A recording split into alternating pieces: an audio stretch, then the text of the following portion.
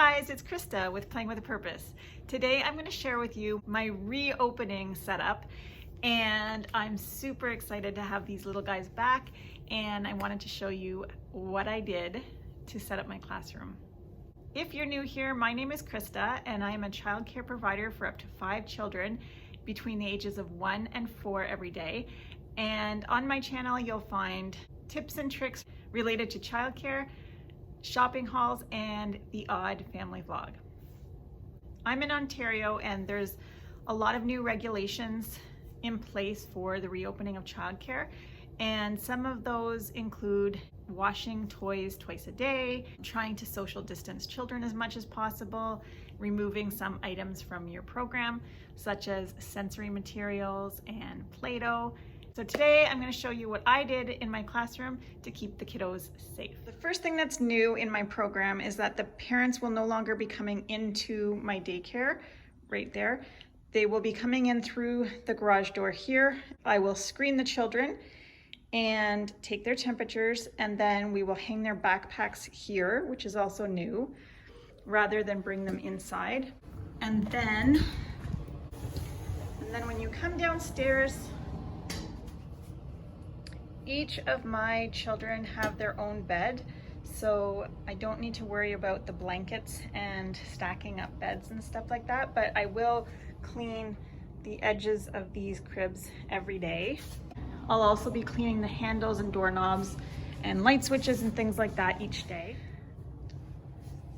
My bathroom is all set up. We're going to be using single-use towels to dry our hands off. I bought some more washcloths so that we don't run out too quickly. So the children will wash their hands at this sink. I also added a little timer so that the children could have fun when they wash their hands. For my changing station, I've always just washed my hands in between each diaper change, but now I will use some gloves, and then I've taken off the change cover so that I can easily wipe it down with a bleach solution right after I change each child. I have 3 new children starting my first week, and I have 2 returning, but the 2 that are returning haven't been with me for 5 months. So it's going to be new for everyone. And so I made this peekaboo board, and I asked each parent to provide me with some family photos, and then the children can play peekaboo and they can look for their family.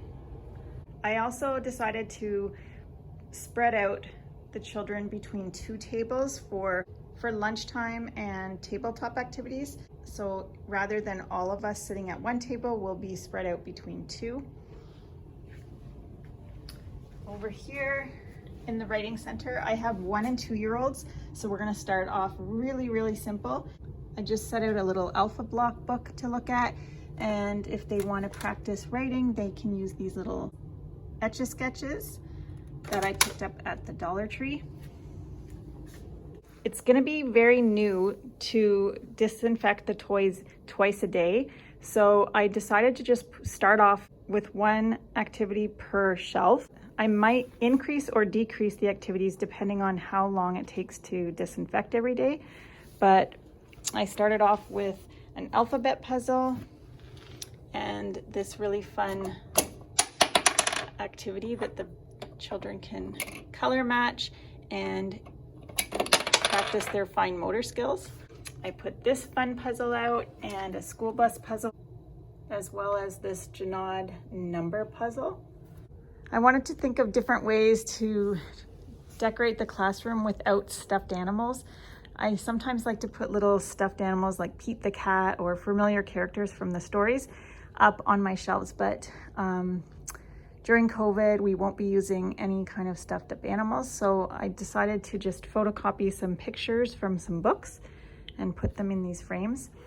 And here I have learning resources apples, and the children can sort them by size and color. And I just put out some red, some green, and yellow felt, and they can sort them by color. And down here I have these shape toys. These are great because they're easy to wipe. And each box has an object that is that shape. This one has the word rectangle on it so it exposes the children to environmental print, and a piece of chocolate. And these are made by Lakeshore. And then I put a little school bus out with some people and a couple of shape sorters. Over in my book center, I wasn't sure how many books to put out. I have to wipe each one of these down every day, and so I put out only board books. So depending on how long it takes to clean, I may have to put less out, or maybe I can do it quick and I can put a few more out. But for now, I've decided to limit my books. If I have other books that I really want to read, I'm just going to place them up here on my shelf and I can take them out at circle time. Over in my block center, I kept it super simple. I just added these 3 buildings, and I find the blocks get used every day. I didn't want to take away the blocks, but I don't find they always empty all of the blocks every single day. So I'm planning on taking out a container when it's time to tidy up, and they can put the blocks that they've taken out into the container, and that way I just have to spray off the ones that were used. In here, I just put a few people and some vehicles. I put up some pictures up here. This is for any toys that I see children put in their mouth so that I can right away put those in there to get washed. For some gross motor, I put out this Hape rocking dog. And over here on my bulletin board, we're just gonna practice our shapes. And I just got these at the Target Dollar Spot last year, and I just used a dry erase marker to put the outline of the shape. And then in my kitchen area, I just set it up again, really simple, just a few items, and then a little lunch backpack. In the kitchen, I just have 1 bib, 1 pot and 1 whisk,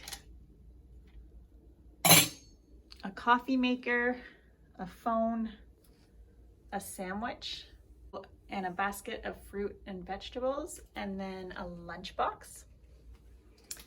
And then in the cupboard, I just put a couple of items. And in the fridge, again, just a couple of items. I left most of it empty.